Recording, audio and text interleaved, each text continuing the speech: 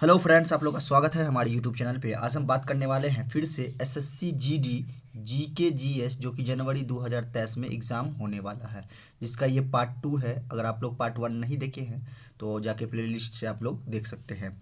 तो बिना time waste किए चलते हैं क्वेश्चन की तरफ। क्वेश्चन नंबर 1 कह रहा है कि निम्नलिखित में से किस अधिनियम के द्वारा कलकत्ता में सर्वोच्च न्यायालय की स्थापना की गई थी? Question mark. यहाँ पे ऑप्शन में दिया हुआ है आपको कि रेगुलेटिंग एक्ट 1773 या Pitt's India act 1784, charter act 1813 या चार्टर एक्ट 1833।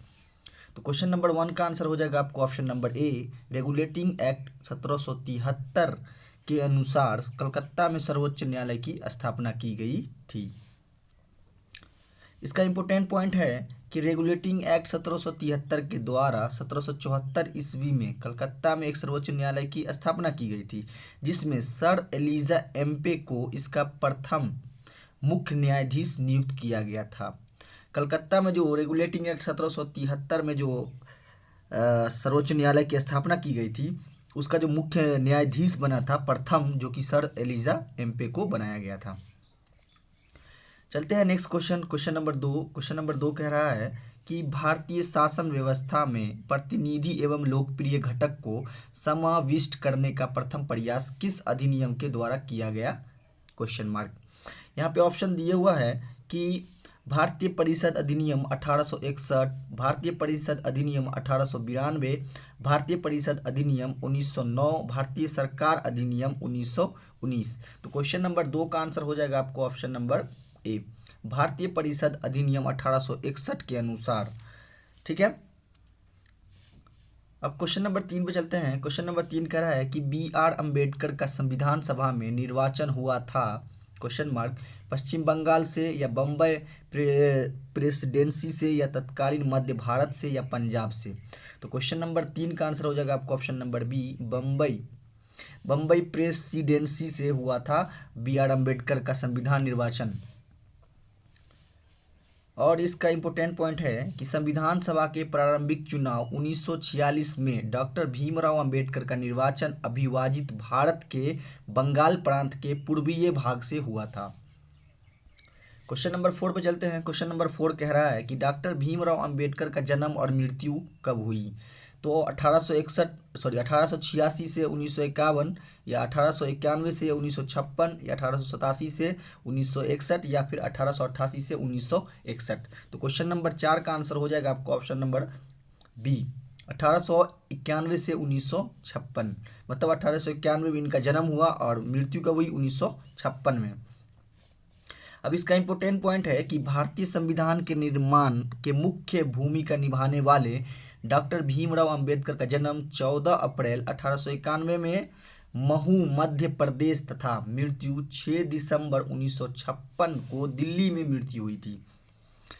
इसका जन्म हुआ था कहाँ? मध्य प्रदेश में, एमपी में, और 6 दिसंबर इसकी मृत्यु कब हुई? 1956 को दिल्ली में। ठीक है, तो चलते हैं नेक्स्ट क्वेश्चन, क्वेश्चन नंबर 5 पे। क्वेश्चन नंबर 5 कह रहा है कि निम्नलिखित में से कौन अगस्त 1946 ईस्वी में गठित प्रथम अंतरिम सरकार का सदस्य नहीं था? Question mark. श्री राजा गोपालाचार्य, या डॉक्टर राजेंद्र प्रसाद, या डॉक्टर एस राधाकृष्ण, या जगजीवन राम? क्वेश्चन नंबर 5 का आंसर हो जाएगा आपको option number C, doctor S Radhakrishna 19 अगस्त 1946 में गठित प्रथम अंतरिम सरकार का सदस्य नहीं थे। क्वेश्चन नंबर 6 पे चलते हैं। क्वेश्चन नंबर 6 कह रहा है कि भारतीय संविधान के किस अनुच्छेद में राज्य को ग्राम पंचायतों के गठन का निर्देश दिया गया है? Question mark. अनुच्छेद 32, या फिर अनुच्छेद 40 से, या फिर अनुच्छेद 48 से, या फिर अनुच्छेद 78 से? तो क्वेश्चन नंबर 6 का आंसर हो जाएगा आपको ऑप्शन नंबर बी, अनुच्छेद 40। नेक्स्ट क्वेश्चन है हमारा क्वेश्चन नंबर 7। क्वेश्चन नंबर 7 कह रहा है कि भारत सरकार का संवैधानिक अध्यक्ष कौन होता है? Question mark. राष्ट्रपति होता है, या फिर प्रधानमंत्री, या भारत का मुख्य न्यायाधीश, या महान्यायवादी? तो क्वेश्चन नंबर 7 का आंसर हो जाएगा आपको ऑप्शन नंबर ए, राष्ट्रपति। भारत सरकार का संवैधानिक अध्यक्ष जो होता है वो होता है राष्ट्रपति। अब क्वेश्चन नंबर 8 पे चलते हैं। क्वेश्चन नंबर 8 कह रहा है कि 2 पूर्ण अवधियों के लिए भारत के उपराष्ट्रपति कौन थे। ऑप्शन दिया हुआ है कि डॉक्टर एस राधाकृष्ण या वी गिरी या बी डी जत्ती या एम हिदायतुल्लाह। क्वेश्चन नंबर 8 का आंसर हो जाएगा आपको ऑप्शन नंबर ए, डॉक्टर एस राधाकृष्ण। इसका इंपोर्टेंट पॉइंट है कि डॉक्टर एस राधाकृष्ण 2 पूर्ण अवधियों के मतलब 1952 से 1957 ईस्वी तथा 1957 से 1962 ईस्वी तक भारत के उपराष्ट्रपति थे। क्वेश्चन नंबर 9 पे चलते हैं। क्वेश्चन नंबर 9 कह रहा है कि राष्ट्रपति द्वारा संसद के दोनों सदनों के लिए कुल कितने सदस्यों को मनोनीत किया जा सकता है।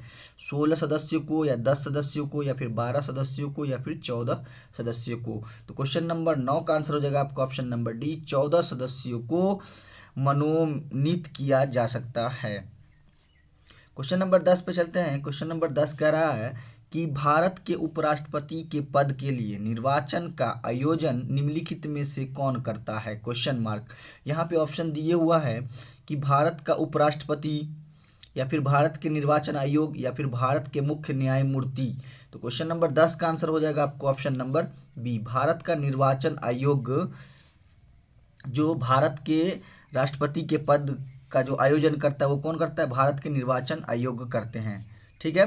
क्वेश्चन इसका इंपोर्टेंट पॉइंट है कि संविधान के अनुच्छेद 324(1) के अनुसार राष्ट्रपति और उपराष्ट्रपति के पदों तथा सांसद और प्रत्येक राज्य विधानमंडल के लिए निर्वाचनों का आयोग भारत में निर्वाचन आयोग के द्वारा किया जाएगा, मतलब इलेक्शन कमीशन ऑफ इंडिया के द्वारा किया जाएगा। ठीक है। क्वेश्चन नंबर 11 का आंसर क्वेश्चन है कह रहा है कि राष्ट्रपति का अध्यादेश कितनी अवधि के लिए लागू रहता है, मतलब 3 महीना या 6 महीना या 9 महीना या अनिश्चित काल के लिए। मतलब यहाँ पे कह रहा है कि राष्ट्रपति का जो अध्यादेश जो होता है वो कितनी अवधि के लिए लागू होता है। तो यहाँ पे 6 माह के लिए लागू होता है, ऑप्शन नंबर बी। अब क्वेश्चन नंबर 12 पे चलते हैं। क्वेश्चन नंबर 12 कह रहा है कि 1 माइक्रोक्रॉन बराबर होता है 1/10 मिलीमीटर या 1/100 मिलीमीटर या 1/1000 मिलीमीटर या फिर 1/10,000 मिलीमीटर। तो क्वेश्चन नंबर 12 का आंसर हो जाएगा आपको ऑप्शन नंबर सी, 1/1000 मिलीमीटर। अब इसका इंपोर्टेंट पॉइंट है कि माइक्रोन अथवा माइक्रोमीटर, माइक्रोन अथवा माइक्रोमीटर अत्यंत सूक्ष्म लंबाई मापने की इकाई है और इसका प्रयोग जो होता है अवरक्त विवरण की तरंगदैर्घ्य, जैविक कोशिकाओं, जीवाणुओं तथा रेशों का आकार मापने के लिए किया जाता है। और 1 माइक्रोक्रॉन बराबर होता है 10 - इतना मीटर के बराबर। ठीक है, जिसे 1/1000 मिलीमीटर भी लिखा जा सकता है। चलते हैं क्वेश्चन नंबर 13 पे। क्वेश्चन नंबर 13 कह रहा है कि वृत्ताकार पथ पर गतिशील वस्तु यदि एक चरण पूर्ण करने में 1 सेकंड लेती है तो इसका औसत वेग क्या होगा। तो यहाँ पे ऑप्शन दिया हुआ है कि औसत वेग एक चरण पूर्ण करने के लिए समय पर निर्भर करता है। ठीक है, या फिर 1 होता है या फिर औसत वेग औसत गति के समान होता है या फिर 0 होता है। तो क्वेश्चन नंबर 13 का आंसर हो जाएगा आपका ऑप्शन नंबर डी, 0 होता है। अब इसका इंपोर्टेंट पॉइंट है कि वृत्तीय गति में औसत वेग एक वस्तु द्वारा एक चरण पूर्ण करने के लिए 0 होगा, क्योंकि वृत्तीय गति का जो विस्थापन होता है वो 0 होता है। इसलिए इसका आंसर क्या हो जाएगा आपको ऑप्शन नंबर डी, 0 हो जाएगा। क्वेश्चन नंबर 14 पे चलते हैं। क्वेश्चन नंबर 14 कह रहा है कि प्रत्यक्ष का पथ कहलाता है ऊंचाई या पारस या प्रत्यक्ष वक्र या फिर उड़ान। तो क्वेश्चन नंबर 14 का आंसर हो जाएगा आपको ऑप्शन नंबर सी, प्रत्यक्ष वक्र। ठीक है। अब क्वेश्चन नंबर 15 पे चलते हैं। क्वेश्चन नंबर 15 कह रहा है कि अमेरिकी पत्रकार जो महात्मा गांधी के भारत छोड़ो आंदोलन के दौरान उनके साथ था, क्या नाम था उसका, लुइस फीचर या विलियम एल सिवेरे या बेब मिलर या नेग्ली फार्सन।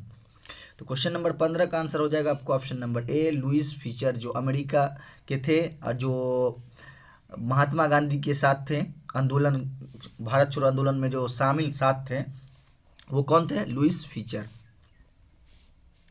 इसका इम्पोर्टेंट पॉइंट है कि लुइस फीचर अमेरिकी पत्रकार थे जो भारत छोड़ो आंदोलन मतलब 1942 में जो हुआ था उसी में महात्मा गांधी के दौरान ये जो साथ में थे। क्वेश्चन नंबर 16 पे चलते हैं। क्वेश्चन नंबर 16 कह रहा है कि निम्नलिखित में से किसने कहा था कि अच्छा शासन स्वशासन स्थापनन नहीं है, क्वेश्चन मार्क। ऑप्शन ए में दिया हुआ है कि लोकमान्य तिलक, स्वामी विवेकानंद या फिर स्वामी दयानंद या रविंद्रनाथ टैगोर। तो क्वेश्चन नंबर 16 का आंसर हो जाएगा आपको ऑप्शन नंबर सी, स्वामी दयानंद। क्वेश्चन नंबर 17 पे चलते हैं। क्वेश्चन नंबर 17 कह रहा है कि जिया तरंग आंदोलन कहाँ प्रारंभ हुआ, क्वेश्चन मार्क। तो जिया तरंग जो प्रारंभ हुआ वो कहाँ हुआ था, वो नागालैंड में हुआ था। चलते हैं क्वेश्चन नंबर 18 पे। क्वेश्चन नंबर 18 कह रहा है कि नमक सत्याग्रह के समय गांधी जी के गिरफ्तार हो जाने के बाद कौन नेता उनका स्थान लिया था। तो क्वेश्चन नंबर 18 का आंसर हो जाएगा आपको option number A, Abbas Tayyab ji, जो गांधी जी नमक सत्याग्रह में गांधी जी को जो जेल जाना पड़ा था तो उनकी जगह कौन लिए थे, अब्बास तैयब जी ने लिए थे। क्वेश्चन नंबर 18 का आंसर हो जाएगा आपको ऑप्शन नंबर ए। चलते हैं इसके इंपोर्टेंट पॉइंट पे कि नमक सत्याग्रह में गांधी जी गिरफ्तारी सोलापुर में हुए थे। कहाँ हुए थे गिरफ्तारी, सोलापुर में गिरफ्तारी हुए थे। क्वेश्चन नंबर 19 पे चलते हैं कि आचार्य विनोबा भावे किस आंदोलन में भाग लेने के लिए पहली बार गिरफ्तार हुए थे, बारदोली आंदोलन में या फिर चंपारण सत्याग्रह में या सविनय अवज्ञा आंदोलन में या असहयोग आंदोलन में। तो क्वेश्चन नंबर 19 का आंसर हो जाएगा आपको ऑप्शन नंबर सी, सविनय अवज्ञा आंदोलन में। क्वेश्चन नंबर 20 पे चलते हैं। क्वेश्चन नंबर 20 कह रहा है कि गांधी इरविन समझौता मुख्य रूप से किस कारण हुआ। क्वेश्चन नंबर 20 का आंसर हो जाएगा आपको ऑप्शन नंबर ए, गोलमेज सम्मेलन में कांग्रेस की भागीदारी सहज करने के लिए गांधी इरावनी समझौता का मुख्य रूप कारण हुआ था। क्वेश्चन नंबर 21 पे चलते हैं। क्वेश्चन नंबर 21 कह रहा है कि अखिल भारतीय खिलाफत सम्मेलन 1919 ईस्वी में इसका अध्यक्ष किसको चुना गया था। तो महात्मा गांधी को या मोहम्मद अली को या मौलाना शौकत अली को या फिर मोतीलाल नेहरू को। तो क्वेश्चन नंबर 21 का आंसर हो जाएगा आपको ऑप्शन नंबर ए, महात्मा गांधी को चुना गया था। इसका इंपोर्टेंट पॉइंट है कि इस आंदोलन को शुरू करने का श्रेय अली बंधुआ मौला मोहम्मद अली एवं शौकत अली दोनों मिलकर इस आंदोलन को शुरू किया था। क्वेश्चन नंबर 22 पे चलते हैं। क्वेश्चन नंबर 22 कह रहा है कि नेहरू रिपोर्टर किसने तैयार की थी। नेहरू रिपोर्टर किसने तैयार की थी, तो ML नेहरू ने तैयार की थी नेहरू रिपोर्टर। क्वेश्चन नंबर 23 पे चलते हैं। क्वेश्चन नंबर 23 कह रहा है कि पूर्ण स्वराज संकल्प को भारतीय राष्ट्रीय कांग्रेस के लाहौर अधिवेशन में किसने प्रस्तुत किया था, क्वेश्चन मार्क। तो क्वेश्चन नंबर 23 का आंसर हो जाएगा आपको option number B, JL Nehru ने पूर्ण स्वराज संकल्प भारतीय राष्ट्रीय कांग्रेस और लाहौर अधिवेशन में जो प्रस्तुत किया था, किसने किया था, JL नेहरू ने। क्वेश्चन नंबर 24 पे चलते हैं। क्वेश्चन नंबर 24 कह रहा है कि चंद्रमा के धरातल पर दो व्यक्ति एक दूसरे से बात नहीं कर सकते, क्यों। क्योंकि चंद्रमा पर वायुमंडल नहीं है, इसलिए वहां पर एक व्यक्ति दूसरे व्यक्ति से बात नहीं कर सकते हैं। क्वेश्चन नंबर 25 पे चलते हैं और ये आखिरी क्वेश्चन है। क्वेश्चन नंबर 25 कह रहा है कि एक रेडियो धर्मी पदार्थ के अद्भुत आयु 10 दिन है। इसका अभिप्राय यह है कि ऑप्शन में दिया है पदार्थ का पूर्ण विघटन 20 दिनों में हो जाएगा, या फिर पदार्थ का पूर्ण विघटन 40 दिनों में हो जाएगा, या पदार्थ 3/4 भाग में विघटन 20 दिनों में हो जाएगा, या पदार्थ के 1/4 भाग विघटन 5 दिन में हो जाएगा। तो क्वेश्चन नंबर 25 का आंसर हो जाएगा आपको ऑप्शन नंबर सी, पदार्थ के 3/4 भाग का विघटन 20 दिनों में हो जाएगा। तो इसी तरह की वीडियो पाने के लिए हमारे चैनल को सब्सक्राइब करें, लाइक करें और बेल आइकन को जरूर दबा दें, और वीडियो अच्छी लगी तो दोस्तों में शेयर कर दें। और इसी तरह पार्ट 3 मिल जाएगा आप लोगों को।